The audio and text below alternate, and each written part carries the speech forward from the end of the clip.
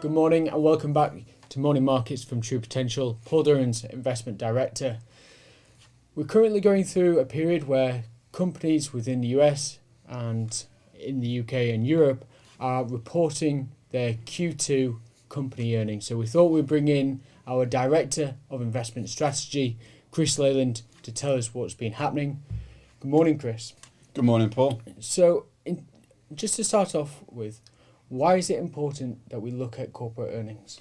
Yeah, absolutely. Look, the reality is the kind of what we call the earnings season, as you said.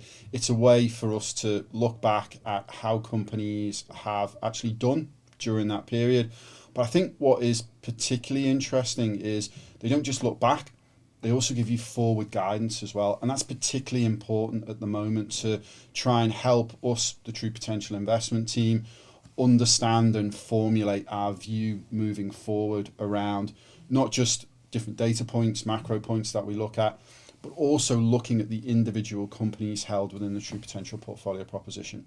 Good. And we've heard from banks, we've heard from consumer-facing names and technology stocks. In terms of yesterday, what were the companies that you were focusing on? Yeah, so yesterday was a really, really big day for tech. So we had Alphabet, and so Google, if you want to give them their original name. And we also had Microsoft report as well. It's really important for us at TP because these are some of the biggest holdings within the True Potential portfolio proposition. So, for example, Microsoft is the largest holding within, say, the Close Brothers fund range that we have. If you look at actually how Alphabet did, they reported a 13% rise in revenues. So the figure there for the June quarter was $69.7 billion. That was a little bit lower than estimates. So estimates came in at $70.8 billion.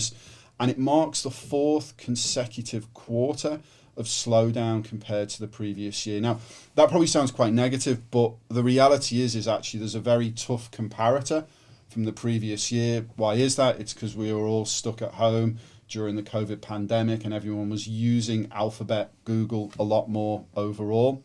I think what's really interesting is actually if we take that 13% rise, but we look at the effect of currency.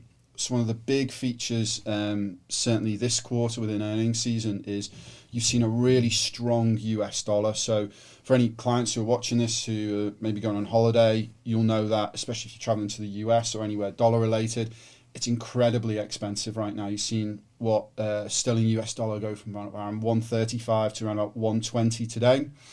And that's actually negative for big US multinationals that are selling their products overseas. So it makes their products more expensive to overseas buyers. So that 13% rise actually would have been a 16% rise on a constant currency basis. I think other than that, you see operating margins just slipped a little bit to 28%.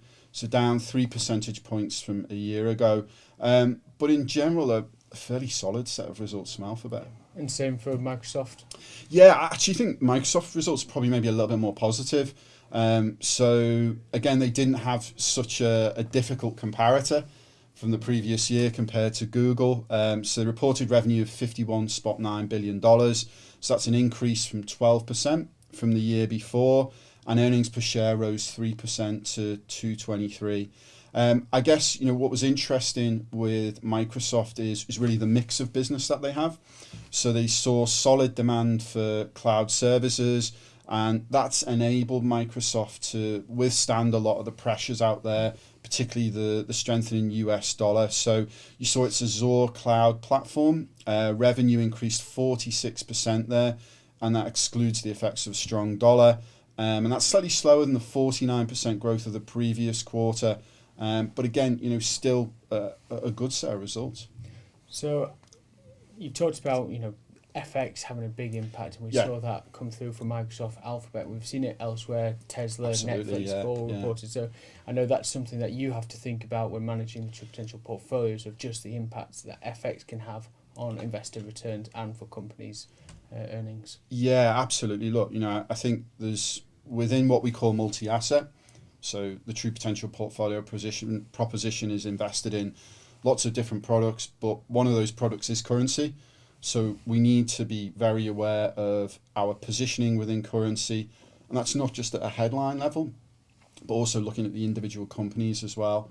So for us, currency can make a really big difference. There's ways you can mitigate that. Introducing things such as hedges, which are some of the things that we do have within the True Potential portfolio proposition. Companies can do that as well. So companies can actually hedge their own books as well, which a lot of companies will do, to try and take out such a big effect of currency. But for us, it's a really important thing. And I suppose there are some key themes coming through, and you've touched on a number of them. But what we're seeing is those quality big technology companies, the likes of Alphabet and the likes of Microsoft, navigating this environment fairly well, and they're being rewarded for it by strong share prices after those results. Whereas you're getting some technology companies that are not performing as well, the likes of Snap Inc. down 39% on the day, and it's really that divergence that really brings the opportunity set to a good stock picker. Absolutely, you picked that up. I mean, the reality is one of the key themes that I know we've been discussing a lot is that theme of quality. And the reality is that what we've seen from our managers that we work with is that they've moved towards higher quality companies. They're willing to pay up a little bit more for higher quality, for resilient earnings, for strong cash flow. These are all the key metrics that our managers are thinking about right now. Excellent. Thank you very much, Chris. And thank you. Thank you for watching. We'll see you tomorrow. Subscribing to the True Potential YouTube channel is quick and easy. Simply go to the channel on your desktop or through the YouTube app on your phone and click the subscribe button. You can then press the notification bell symbol if you wish to be notified as and when new videos are released. Doing this is a great way to keep yourself updated with market developments and personal finance insights. Thank you to everyone who has subscribed, and we look forward to continuing to help you do more with your money.